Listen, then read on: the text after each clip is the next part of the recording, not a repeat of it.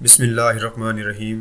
السلام علیکم۔ YouTube channel sweet اسلام پر خوش آمدید۔ اگر آپ نے ابھی تک ہمارا یوٹیوب چینل سویٹ اسلام سبسکرائب نہیں کیا تو پہلے اسے سبسکرائب کر لیجئے اور ساتھ ہی بیل آئیکن پر پریس کیجئے تاکہ ہمارے آنے والی نیو ویڈیوز کی اپڈیٹ آپ تک بر وقت پہنچتی رہے۔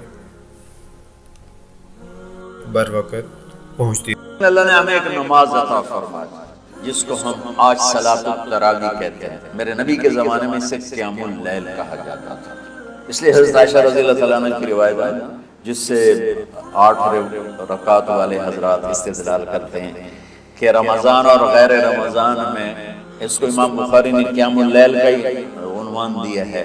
آپ نے 11 رکعت سے زیادہ نماز نہیں پڑھی۔ ایک ضعیف روایت میں ہے کہ آپ نے 3 دن پڑھائی نماز، یہ تو صحیح روایت ہے۔ کتنی رکعت پڑھائی؟ تو ایک ضعیف روایت میں ہے کہ 20 رکعت پڑھا۔ اچھا، ضعیف روایت سے عبادت ثابت نہیں ہو سکتی حکم شرعی۔ تو جب حضرت عمر رضی اللہ تعالیٰ عنہ نے سب کو، میرے نبی کے دور میں 3 دن کے بعد آپ تو آئے نہیں کہ کہیں فرض نہ ہو جائے، تو صحابہ اپنے طور پر قرآن سنتے تھے ٹولیوں میں۔ صدیقی دور میں 2 سال وہ فتنوں میں گزرا، تو اس میں بھی اسی طرح چلا کہ ٹولیوں میں ہوتی تھی۔ حضرت عمر رضی اللہ عنہ کے زمانے میں حکومت مضبوط ہو گئی، طاقتور ہو گئی، تو ابتدائی سالوں میں چند سالوں کے بعد اب مسجد میں تشریف لائے تو لوگ اس طرح کوئی 4 ادھر 5 ادھر 10 ادھر 20 ادھر، کہنے لگے ان کو ایک امام پہ جمع کر دیا جائے تو کتنا اچھا ہوگا۔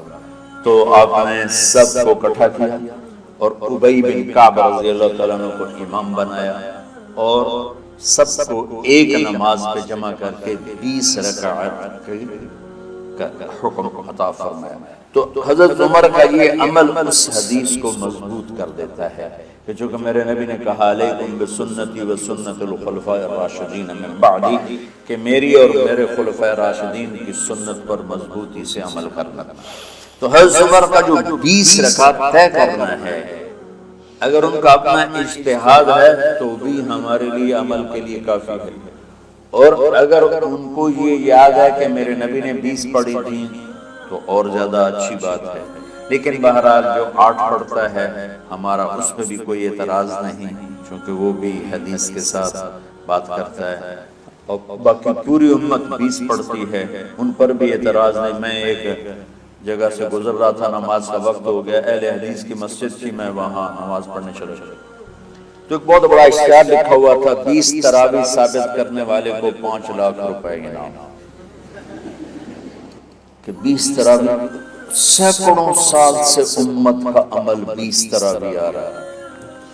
تراویح کا نام جو پڑھا مجھے یوں لگتا ہے کہ اہل مکہ، یعنی اہل مکہ جو تھے وہ 4 تراویح پڑھ کے ایک طواف کرتے تھے، تو وہ آرام کے لیے ہوتا، ترویح آرام، تھوڑی دیر کا آرام۔ تو 4 تراویح کے بعد ایک طواف کرتے تھے، وہ چھوٹا سا طواف 10 منٹ میں ختم ہو جاتا تھا، اور پھر 4 تراویح پڑھتے تھے، پھر طواف کرتے تھے، پھر 4 پڑھتے تھے، پھر طواف کرتے تھے۔ یہ صحابہ کے تھوڑے بعد کے دور کی بات ہے۔ تو مدینے والوں کو پتہ چلا کہ مکے والے تو یہ کرتے ہیں، وہ کہنے لگے اساں کی کریے، ان کا اسی 40 تراویح پڑھا، 40 رکعت، وہ 40 رکعت پڑھتے تھے۔ تو نوافل میں کوئی سختی نہیں کہ بھائی 8 سے زیادہ نہیں پڑھنی، بدعت ہو جائے گی، اور 20 پڑھنا بدعت ہے، یہ سب جہالت کی بات ہے۔